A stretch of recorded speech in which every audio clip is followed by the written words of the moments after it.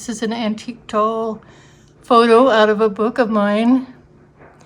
And she's also has her own little doll, China doll there. It's an antique porcelain doll. I do not know the names of a lot of dolls or the company and all of that. So if you're a person that knows a lot about antique dolls or any dolls, you will most likely know more than I do about all the particulars. I just enjoy collecting dolls, and that's what this video is going to be about. And I also enjoy bears, teddy bears, but I don't have too many of those, but I'll show you those in a minute to get started. This is an old pincushion doll, very beautiful lace work and everything here. And there's the pincushion. So she just sits here in the living room. These are some of my bears. Well, actually, I think they're all of my bears. I might have one out in my cottage area, shed, she shed. But the story about them, this is my sweet daughter gave this to me one Christmas in the 1990s. And I put like the dress that I was telling you about, like a little slip, and then an antique crocheted sweater. It's one of my favorites. He's very weighted, or she, I should say. This one a friend of mine gave to me last year, that a friend of hers had, she was discarding some of her things. She rescued this one for me. So it's probably, I think it's handmade in the 1950s, which is when my friend's friend grew up. So there. Then this one, by the way, I just would like to say thank you for watching and joining me in this fun time. I know everybody doesn't like dolls or bears. Some people hate them, some people love them. I guess you can be neutral about them too, I'm not sure. But my name is Janice, if you're new here, and welcome to everybody. So this one, I was going to say, this came from my oldest sister, the same time that this one came for my birthday from my friend. Both of them live in California, but my oldest sister found this at a church sale she was working on, and she bought it for me, and I added the ribbon. But this one is jointed, whereas, well, I think this one is too. I think maybe just the legs. Oops, sorry. Do you ever say sorry to your dolls and bears? Okay. I really love them both. They're just so, I don't know. So well loved and sweet. Then this last one here, when I was visiting in California, and I was with the same friend that gave me the bear, Wilma, and then another friend, we went to a thrift store, and it wasn't Goodwill, it was another store, but this was there, this bear. I had to have it, so very reasonable. And then I put the clothes on her, this pretty calico print dress, and it has a pretty collar. This has to be very, very, very, very old. It's knitting, this bonnet. So it has to go somewhere for display, so that's where I put it. Otherwise, I don't get to enjoy seeing things like that. And then, of course, the crocheted baby sweater over the top. I've yet to name any of these. In fact, I can hardly remember. Some of the dolls that I'll show you have names, but don't always remember them. Okay, let's go over to the dolls. So why do I like dolls? That's a good question. Not everybody does, like I said before. And some of them are afraid of them, and we know that Hollywood has not helped in that matter. I don't know why people would be afraid otherwise. Well, sometimes, I guess, in their own way, they might scare someone, but I don't know. Well, sometimes they are a little creepy. This one is 25 inches tall, and she is a beauty. She has a little bit of a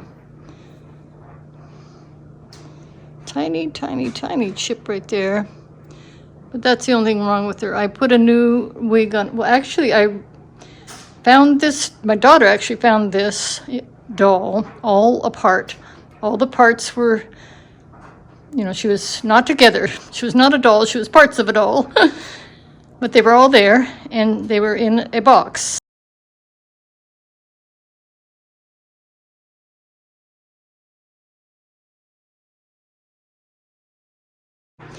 And then I just figured out how to restring her. I bought some string and the things you grasp them and pull them through, and I had to restring her. I think the eyes were okay. I don't think I had to do anything with the eyes, but I put a new wig on her, and she is jointed position, I believe, or something similar, if not composition body. Anyway, it's hard. And then I just made a dress for her out of some of my old linens and laces. Put some jewelry there. She's carrying a cute little purse, needlepoint purse, and it has some real pretty shoes. These are reproduction. But her slip is, I don't know if that was, I don't think it came with it. I just added that slip one I had or something, a couple of them here. But this one's antique. And added some lace to another slip here. Anyway, she's very lacy. And I enjoy her very much. The bonnet is the only thing that was with her. And I fixed it up a little bit, but it's a very pretty bonnet. The dress was could not be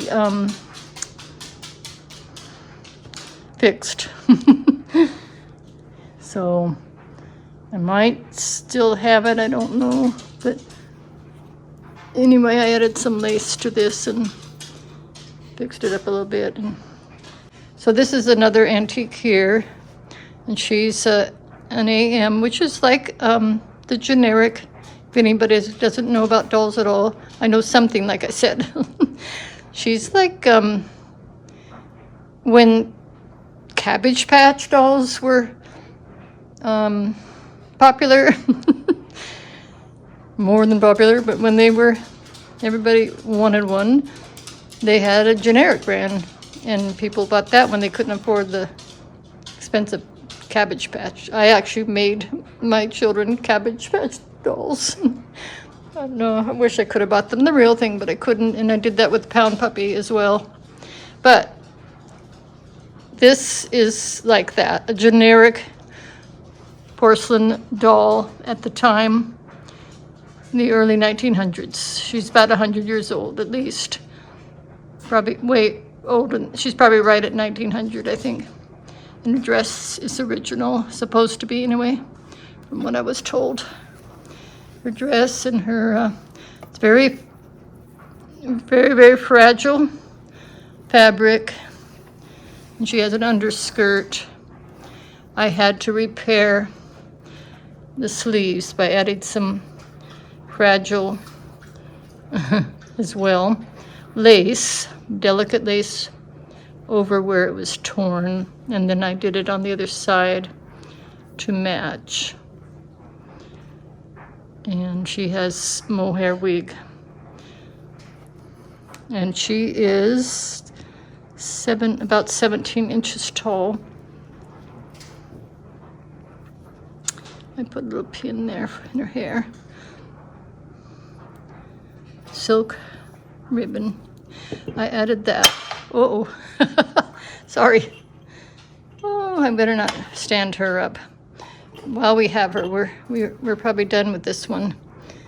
It's probably better I don't name these dolls, get too attached to them. Okay, so this I know is like a frozen Charlotte, but she's not frozen because her arms move, but the rest of her is. So she's half frozen.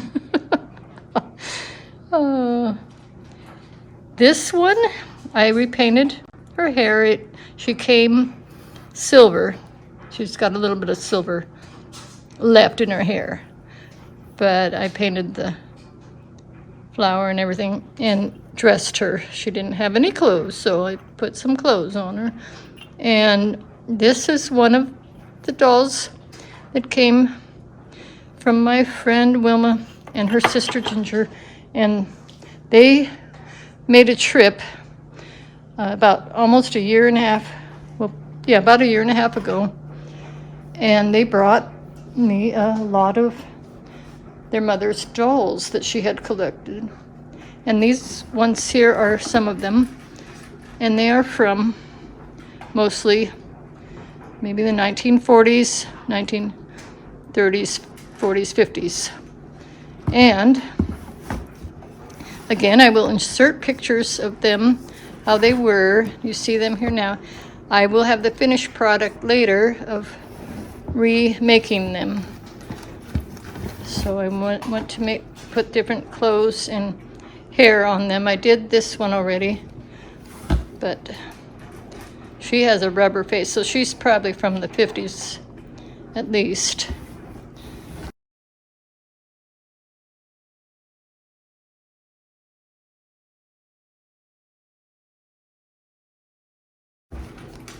Okay, and then in here I have a lot of the clothes I've collected over the years.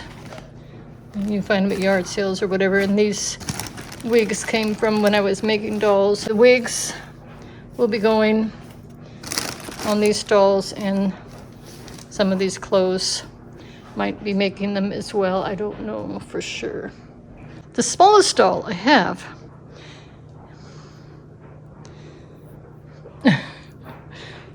this would be a dollhouse baby, I am assuming. And I'm showing her to you right now for one reason, because I had turned the camera off and moved one of these dolls, or maybe I scooted her, I don't know. And I had this doll on the table, and it got knocked off in doing that. It went to the other side of the room, and it survived. I'm amazed that it didn't lose its arm or head or chipped anywhere that I can see anyway. That's the smallest doll. So, before I show you anything else, I'm going to put her back in the cabinet so I don't break her. Okay, so back to why I like dolls. I liked to play with dolls when I was growing up. And I had two sisters. I actually have three, but one is much younger. So during the time I was playing with dolls, she wasn't even born yet. She wasn't born until I was like 11. So I really enjoyed it. I had a Betsy Wetsy, and I know I wanted a Betsy McCall, and I don't think I ever got one, but I have one now. And here she is. She's not in perfect condition, but oops, she's losing her clothes there, but I really like these Betsy McCall dolls, and if you look online, they're quite popular now. And she's hard plastic, movable eyes, sweet little face. I mean, movable eyelids, I should say. And what else can I say about it? She's only 7 inches tall. And if you look on eBay or something, you'll see that even her clothes and things and accessories can be quite pricey. But this one came broken. So again, I restrung this, this doll. And I was able to get her for next to nothing. I have a little story about this doll. This is the only doll I have from my childhood. And my mom told me that when I was 2 years old, I wanted a walking doll, which is what this is, or what she is. And of course, later on, they actually made dolls that could walk, but I must have seen commercials where it looked like she was walking. You know how they do that, especially back then in the 50s, but she's made of hard plastic. Her eyes are kind of going back into her head a little bit, but I kept asking for a walking doll, and my mother had already bought a baby doll from Sears catalog, I think, which is what she said, and she probably returned it because, we didn't get too many presents at that time of my life. But I loved her. I played with her a whole lot. Her little mouth, I fed her. Then this is a Nancy doll in there. Sometimes pretty collectible. This came from my friends, and I put clothes on her. She's frozen except for her arms. Maybe, I guess her head doesn't move either. So it looks like the original wig and all of that, just not original clothes. This also came from my friend. Her body is all one piece out of a printed material. I decided to remake her and put this lace dress on her with the bouquet. Her face is, her head is a china head. So I thought she looked kind of pretty like that. We'll put her over here. And I don't think, let's see. This one is 14 inches tall. Very, more, on the smaller side. It's her little face. A lot of can't remember exactly where. A lot of times I remember where I get things, especially antiques and things, whether I got them at a yard sale or not. Dolls you don't normally find at a yard sale, but I have, and I try to rescue the older ones if there's something like that, but it's pretty rare. So this one, I probably maybe got at an antique sale, like where you go and all the vendors and things like that. Sometimes you can get I'm all about getting good prices, of course, on things. And I love the white dress, and she's got a pantaloons on and a underskirt as well. It's hard to film a little bit because, I can only use one hand. I think this is the wig she came in. It feels like mohair, I'm not sure. I think it is. So I'm kind of all over the place here, trying to get this done while I have the house to myself. But I wanted to tell you about these two containers were sitting over here. And so was this, with some other dolls in it, a few other dolls in it. And my husband says to me, well, this was after they've been sitting there a couple months, because I've been trying to get ready and get motivated to do this video. And that's how I did. I set them all out. And so it took me a while to get going. But he says to me, well, you have a lot of dolls. And of course, he saw the ones that were up there too, which I'll show you. I don't know if I'll show you those in this video or not. We'll see. But he didn't see most of these that are here, because some of these were in other rooms, in my trunk and things like that. I'm thinking of making a dollhouse out in the little cottage, Rose Cottage. We'll see. That might work better. I think they would be safe out there. That would be my only concern if they weren't. So back to the dolls. This one here, I do remember where I got her. I found her at a antique store, and the lady only wanted $20 for her. And I did have the name of her. Now the name of this doll, but I can't think of it now. Didn't write too many things down ahead of time, so maybe you know, but she's kind of a common one, I believe.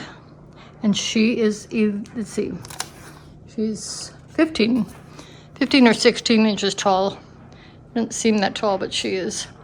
And there's a pretty pink trim dress on with an apron, and a very pretty petticoat, and with possibly original shoes, and a bonnet. And then the one behind her is a doll that I made. She's a reproduction. Her name is Nina. That's the name of her, mold. So they usually name the molds, name the dolls. Saying about the dolls. A lot of dolls. Do you think there really are? Yeah. They're everywhere. Okay, so the truth is known now. I just came home from the gym, but I have to finish recording this while I can, because they cannot. These dolls cannot be here all day or for months. We just went to Costco too and put the groceries away. So that's all taken care of, and I can finish recording, filming. So Nina was my very first porcelain doll that I made. Not the first doll, because I'd been making rag dolls before that for years, and teddy bears. But she's a redhead, and I like the fact that she is, made a white dress for her. I added some pretty lace at the bottom, and she has pretty bloomers and also a slip. Barefoot though. I like her barefoot. I added little flowers to her lace. And this has, I put tucks at the bottom, back when I was fancy sewing. So when I made Nina and the other porcelain dolls during that time, I gave all of them away. I think I only sold one. But I gave them probably to people that didn't like dolls, I know. But for some reason, I think everybody likes them. I don't know. I'm sure they liked it because I made it, maybe. So back in the 90s, when I was interested in making dolls, and I had been making the rag dolls and everything, but I was a mail carrier for 30 years, and during that time, one of my customers, I would see that she would get all these doll catalogs, porcelain dolls and everything, and so I asked her one time, I saw her at the mailbox about it, and she said she gave classes, and so I started taking classes from her. I would take a day off, because we could take a day off other than Saturday in place of Saturday. A lot of times I didn't get Saturday anyway because we were shorthanded, but I had to work 6 days a week sometimes. But anyway, I did that for a couple of years, and also got one of my fellow co-workers, my friend Susan, who sadly passed on about 10 years ago. And Ruby, the person that gave the classes, also passed on a few years after Susan did. But we enjoyed that time, and my daughter also took some classes. So we miss both Susan and Ruby. They were good friends, but the legacy of the dolls lived on, and Ruby had a lot of dolls. She gave my daughter quite a few of them. But anyway, that's Nina. So this video is not even halfway through, and it's getting long. So I'm going to stop right here and continue on for the second half, and I'll probably be posting them around the same time. And then there'll be a third one. So I might just post all three on the same day. But anyway, you'll know you'll know when you see it, I guess. All right, well, thank you all for sticking with me if you stayed this long. And don't forget to watch the other ones if you're interested in dolls and just want to see some of my collection. Or no, not some, all of it. Eventually you will see all of it. All right, see you in the next video.